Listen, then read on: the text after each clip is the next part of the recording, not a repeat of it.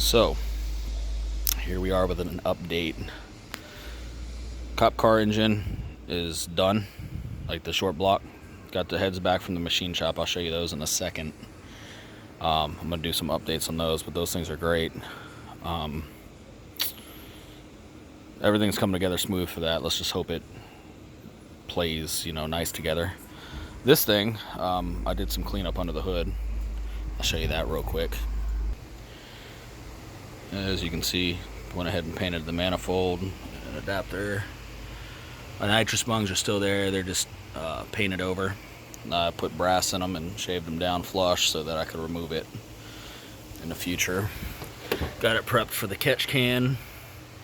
I get back to Houston, everything's shaved and my evap and stuff's on the back. I don't like stuff to be seen. I need to paint that. I do have killer glass for it. I'm not sure if I'm going to use it yet. I've heard of some of them popping off and breaking, and it has me scared. So let me show you these heads real quick.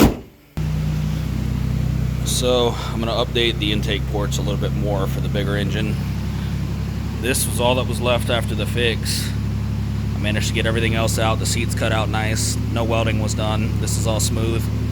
I'm going to go ahead and unshroud the valves a little bit here and carefully roll that back for the bigger bore. And I'm gonna put a little more taper on the port. Just little shit. That way we can get it back in that thing. I think I already stated the short block's ready. It's sitting. I'm just gonna throw some paint on it. I'll probably make another video about that separate, but we did the Hellcat block, the 6.4 crank, motor muscle, 6.4 drop-ins.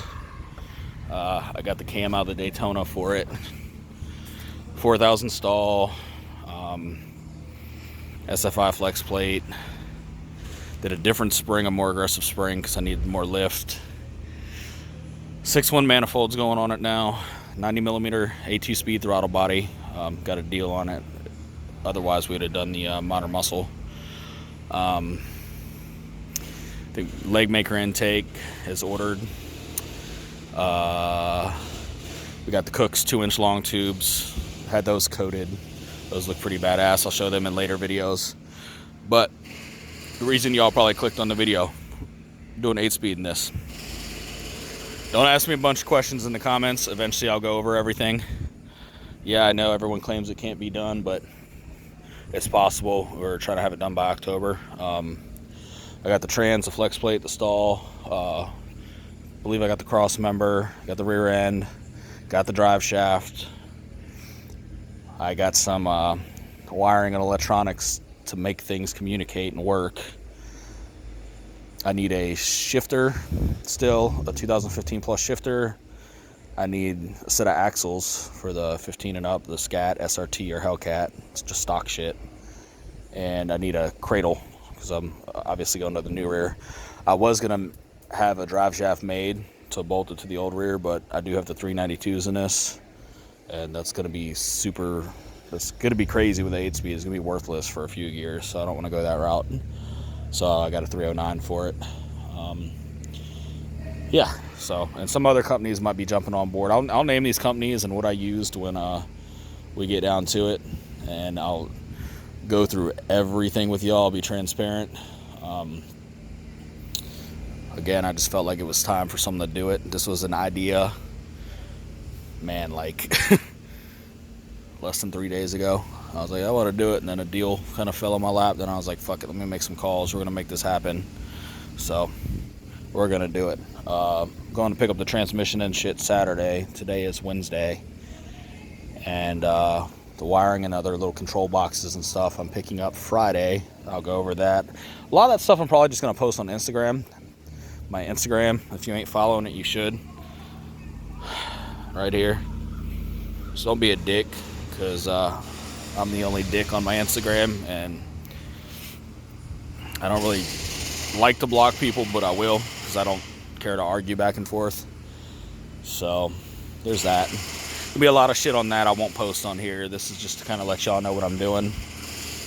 I'll show more of the driving and different things and the functions and further explanations on how things work. We still have some stuff to figure out with the whole thing. But I am getting a cool gauge. I think I've decided to pick blue because I thought orange and blue kind of went well together. But since I won't have like a gear selector, I'm gonna have a thing right in the middle here, little square box that'll tell me whether I'm in park, drive, neutral, 1 through 8, all that stuff.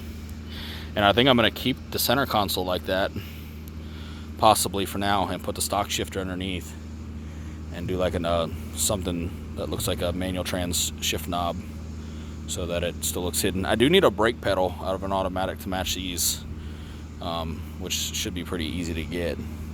And then, like, as far as my TR6060, my rear, and the axles, all that shit, I'm going to sell that. So if you're local to Houston after I'm done with this and ready to let it go, and you're looking for this stuff, I have what you need. Anyway, follow along. This is going to be fun. I'm probably going to fucking cuss a lot, too. But the goal is to get this thing to the track in the winter and really let it eat. And I kind of need a clutch anyway. And I would have wanted to have rebuilt the trans. So I just said, screw it, let's do the 8-speed and do something no one's done before. Yep.